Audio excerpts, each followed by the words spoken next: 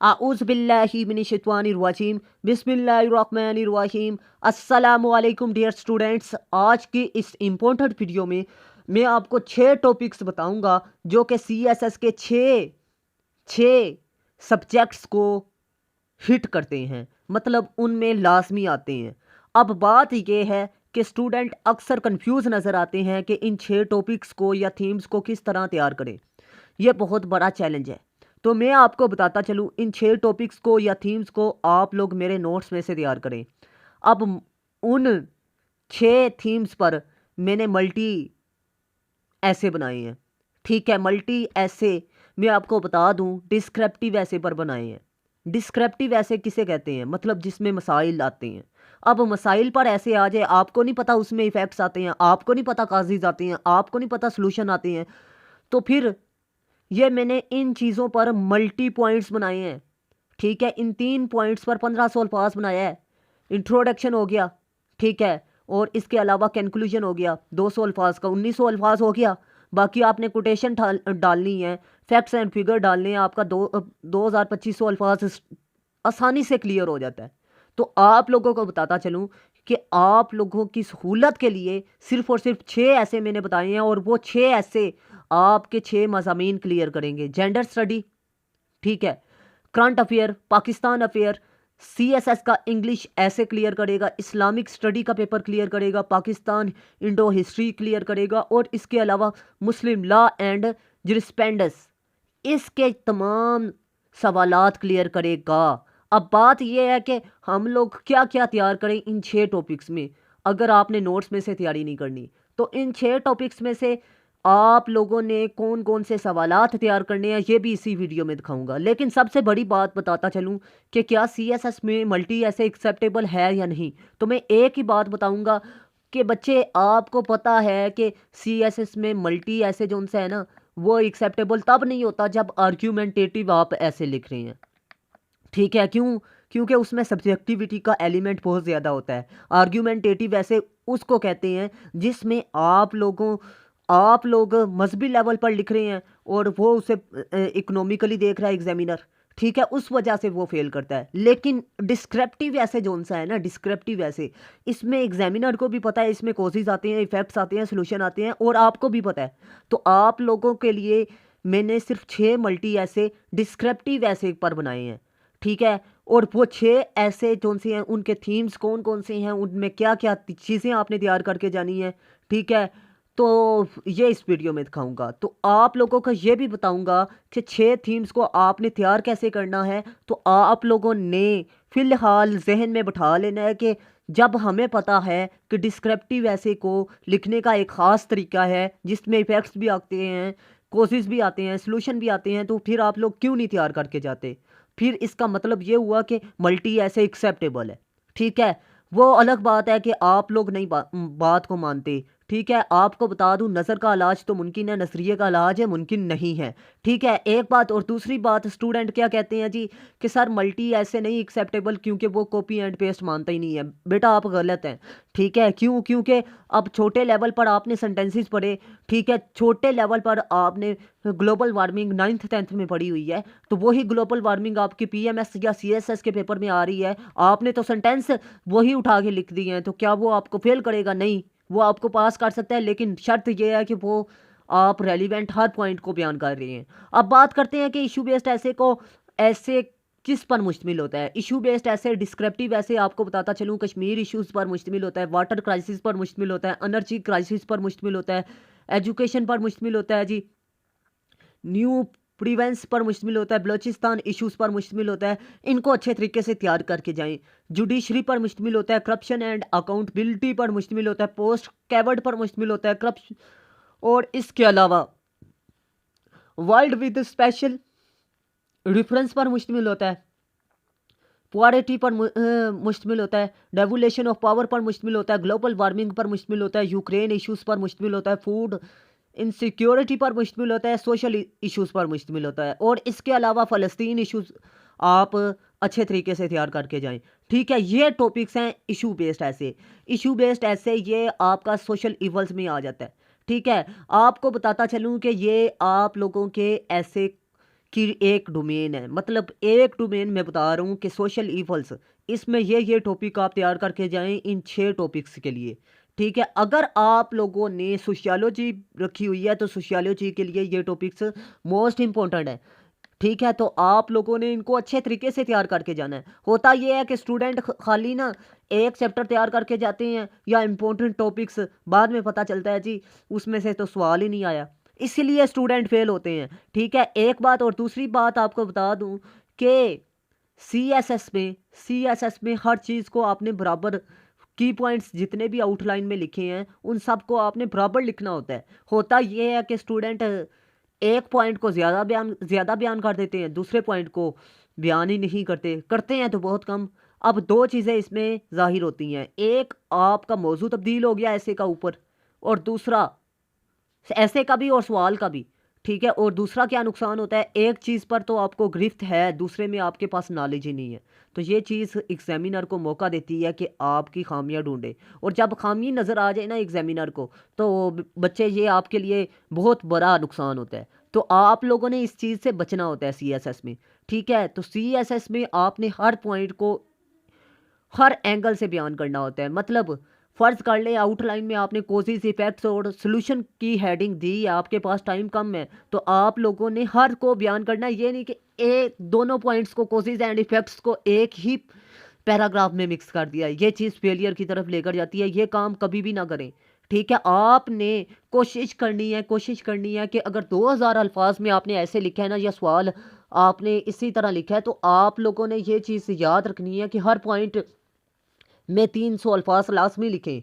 ठीक है, आप लोगों को नेक्स्ट बताता चलूं कि वुमेन इश्यूज़ पर ऐसे मोस्ट इंपॉर्टेंट है, जेंडर इक्वलिटी इसमें आ जाती है, फेमिनिज्म आ जाती है, वुमेन राइट्स आ जाता है, रोल ऑफ वुमेन आ जाता है। अब आपको बता दूं कि मैंने इन दो टॉपिक्स सोशल लेवल्स और वुमेन पर दो ऐसे तैयार किए हैं। इन दोनों को लिखने का तरीका एक दूसरे से मुख्तलिफ है। ठीक है, जब हमें पता है कि एक दूसरे से लिखने का तरीका मुख्तलिफ है, तो फिर हम लोग क्यों नहीं एक ख़ास तरीका समझे थे। आपको बताता चलूँ, मैंने नोट्स में दो अलग ख़ास तरीकों के मुताबिक दो मल्टी ऐसे तैयार किए हैं। उन दो ऐसेस में आपके तकरीबन 200 ऐसे क्लियर होता है। CSS का, PMS का पुराना 2 साल आप उठा के देख लें, 200 ऐसे क्लियर होता है।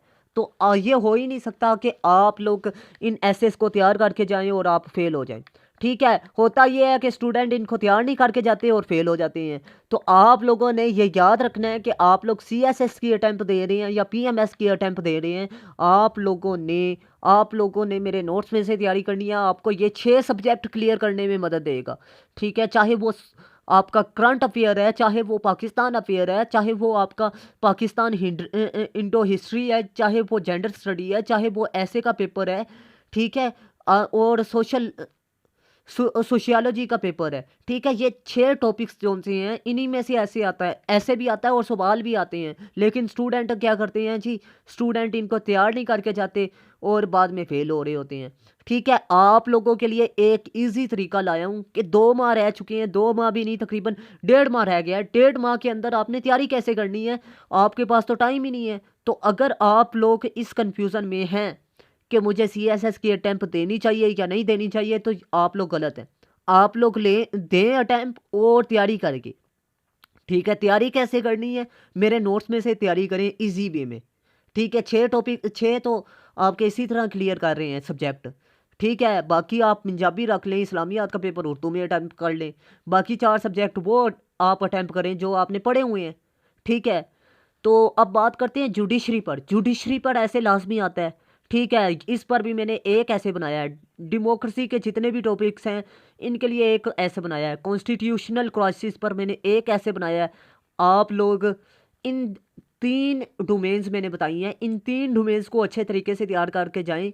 इन 3 डोमेन्स पर मैंने एक ऐसे बनाया है, क्योंकि इनको हल करने का एक ख़ास तरीका है और दोनों ऐसे से मुख्तलिफ है। मतलब आपके जो सा सोशल लेवल्स का ऐसे है उसको, और वुमेन का ऐसे है उसको, और जुडिशियल ऐसे को लिखने का तरीकाकार अलग है एक दूसरे से, एक ख़ास तरीका है, उसके मुताबिक ही मैंने इनको तैयार किया है। एक ऐसे को तैयार किया है, एक ऐसे में आपका 100 टॉपिक इन तमाम डोमेन्स पर क्लियर होते हैं। ठीक है, 100 टॉपिक्स क्लियर होते हैं। ठीक है, इतने अच्छे नोट्स हैं, अगर आप लोग इनमें से तैयारी करते हैं तो आप लोग फेल नहीं होंगे, पास ज़रूर हो जाएंगे। स्टूडेंट ये कह रहे होते हैं सर इसमें कनेक्टर्स नहीं है। ओ यार, कनेक्टर्स आपके इंट्रोडक्शन में तो मौजूद है मेरे नोट्स में, तो फिर आप लोग क्या कहते हैं कनेक्टर्स इंट्रोडक्शन में है, बाकी दरमियान में वो पढ़ता ही नहीं है। दरमियान में सिर्फ वो ये चीज़ देख रहा होता है कि आप लोगों ने रेलिवेंट पॉइंट लिखे हैं या नहीं लिखे, की पॉइंट सारे लिखे हैं या नहीं लिखे। होता ये है कि स्टूडेंट क्या करता है, कनेक्टर्स के चक्कर में पड़ा रहता है। कनेक्टर्स उसके पास इतना टाइम ही नहीं होता कि वो आपकी एक एक चीज़ चेक करे। 10,000 एक एग्जामिनर ने पेपर चेक करना होता है, और 10,000 जिसने चेक करने हैं ऐसे, वो आपका कनेक्टर्स भी चेक करेगा? और नहीं यार, नहीं। सिर्फ वो आपकी आउटलाइन देखता है, इंट्रोडक्शन देखता है, फिर उसके बाद सारे पॉइंट्स देखता है, फिर कैलकुलेशन देखता है, और ये देख रहा होता है कि इसने सारे पॉइंट्स बयान किए हैं जो आउटलाइन में इसने लिखे हैं। आप लोगों की ये 4-5 चीज़ें देखी जाती हैं, और कोटेशन और फैक्ट्स एंड फिगर देख लेता है। और मैं आपको बताता चलूँ, कोटेशन और फैक्ट्स एंड फिगर आपने खुद से ऐड करने हैं टॉपिक के बारे में। मैंने आपको वहाँ पर लिखा हुआ है नोट्स के अंदर कि यहाँ पर आपने फैक्ट्स एंड फिगर ऐड करने हैं, कोटेशन यहाँ पर आपने ऐड करनी है। आपको बताता चलूँ, मैंने ये भी बताया कि एग्जांपल आपने ऐड करनी है। सीएसएस में ना होता ये है कि स्टूडेंट ना या तो फैक्ट्स एंड फिगर ज़्यादा लिख देते हैं, या कोटेशन लिख देते हैं, या फिर इसके अलावा वो एग्जाम्पल ज़्यादा लिख देते हैं। इसकी वजह से भी वो फेल कर देता है। क्यों? उसने एग्जाम्पल पर आपको ऐसे नहीं पूछा, उसने आपको फैक्ट्स एंड फिगर पर नहीं पूछा ऐसे, ठीक है, उसने आपको कोटेशन पर नहीं पूछा ऐसे, ठीक है। तो अब बात ये है कि अगर आप लोग फ़र्ज़ कर लें कि एक की पॉइंट है, ठीक है, एक पैराग्राफ है, उसमें आपने क्या करना है जी, एक आपने फैक्ट्स एंड फिगर लिख देनी है, फैक्ट्स एंड फिगर एक पैराग्राफ में लिख देनी है, दूसरे में आपने एग्जांपल लिख देनी है, तीसरे में कोटेशन। इस तरह सारी चीज़ों को आप बयान करें। फ़र्ज़ कर लें 3,000 लफ्ज़ों पर आपने ऐसे लिखा है, मतलब 30 पैराग्राफ आपने लिखे हैं, तो 30 पैराग्राफ में आपके 10 कोटेशन होनी चाहिए, 10 फैक्ट्स एंड फिगर होनी चाहिए, 10 आपके एग्जाम्पल होनी चाहिए। हर चीज़ को आपने बराबर बयान करना है, ठीक है। अगर 2500 अल्फाज पर लिख रहे हैं तो आपने 8-8 कोटेशन लिखनी है, 8 आपने फैक्ट्स एंड फिगर लिखनी है, ठीक है। ये याद रखिएगा, 8 आपने एग्जाम्पल लिख देनी है। इसी तरह आप ऐसे लिखें, आपको फेल नहीं करेगा, हर चीज़ को वो देख रहा होता है। हाँ जी, मल्टी ऐसे फॉर एवरी टॉपिक ये मैंने बनाया है, लेकिन मैं आपको बता दूं कि ये आपके सारे ऐसे क्लियर करेगा, 500-600 ऐसे इजीली, लेकिन इसमें फेलियर का चांस भी 50% है। लेकिन जो पहले 3 डोमेन्स आपको बताई हैं, या 3 टॉपिक्स आपको बताई हैं, अगर वो आप ऐसे टॉपिक वाइज तैयार करके जाते हैं तो आपको 95% चांस है पास करेगा। लेकिन ये जो सा ऐसे है ये ख़तरनाक है, क्योंकि इसमें 50/50 ये चांस होता है कि स्टूडेंट को फेल भी कर सकता है, पास भी कर सकता है।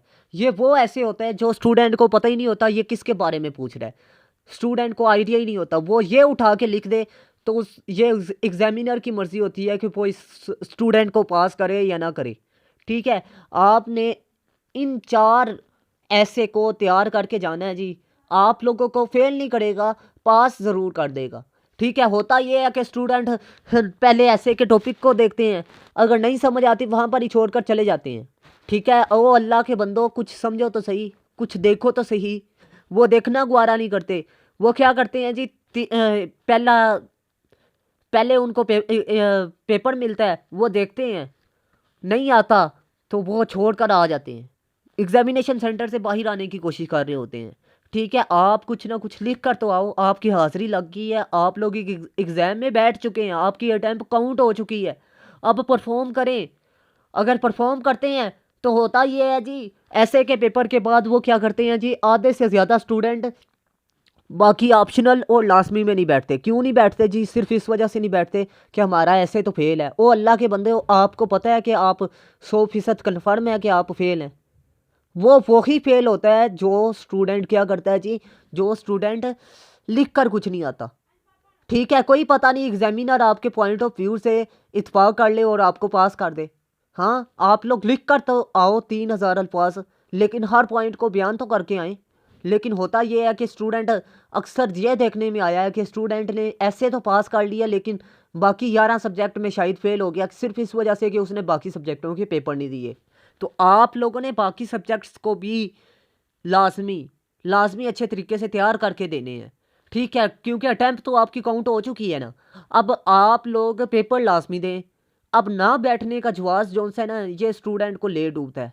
तो ना बैठें, ये आप लोगों को फेलियर की तरफ लेकर जाता है। हाँ, आप लोगों को बाकी सब्जेक्ट का बहुत ज़्यादा तजर्बा हो जाता है, बाकी सब्जेक्ट्स का भी, ठीक है। जब आप लोग 11 सब्जेक्ट तैयार करके जाते हैं तो वो 11 डोमेन्स होती हैं, 11 डोमेन्स होती हैं। जैसे कि जेंडर स्टडी पर आपने चूज़ किया है तो जेंडर स्टडी पर ऐसे लाजमी आता है। पाकिस्तान अफेयर को आप लोग तैयार करके गए हैं तो पाकिस्तान अफेयर पर ऐसे लाजमी आता है, ठीक है। आप लोग टॉपिक तैयार करके, इसके अलावा करंट अफेयर्स को तैयार करके गए हैं तो करंट अफेयर्स पर ऐसे लाजमी आता है। इस्लामिक स्टडी को तैयार करके गए हैं तो इस पर ऐसे लाजमी आता है।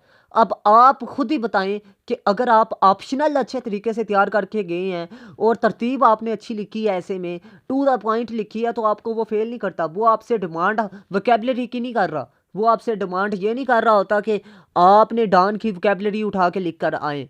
अगर लिख कर आएंगे तो वो आपको फेल करेगा। वो आपसे डिमांड कर रहा होता है कि आप लोग सिर्फ और सिर्फ टू द पॉइंट सिंपल अल्फाज में लिखें। अब आपको बताता चलूँ, अगर आप लोग मेरे नोट्स बाय करना चाहते हैं तो मोस्ट वेलकम। और नोट्स बाय करने के लिए आप लोगों को मेरे व्हाट्सअप नंबर पर कांटेक्ट करना पड़ेगा। आपको ये बता दूं कि नेशनल ऑफिसर्स एकेडमी जो सी इस्लामाबाद में है, वो भी मल्टी ऐसे उनके पास भी हैं, लेकिन वो नहीं देते किसी भी स्टूडेंट को। अगर मैं आपको दे रहा हूँ तो आप लोग ये ना कहा करें कि सर इसकी कीमत थोड़ी लो कर दें। बेटा फिक्स प्राइस है जी, ठीक है। आप लोगों को बहुत मुनासिब मिल जाएगी। लाखों रुपए एकेडमीज लेती है लेकिन गारंटी नहीं देती, ठीक है।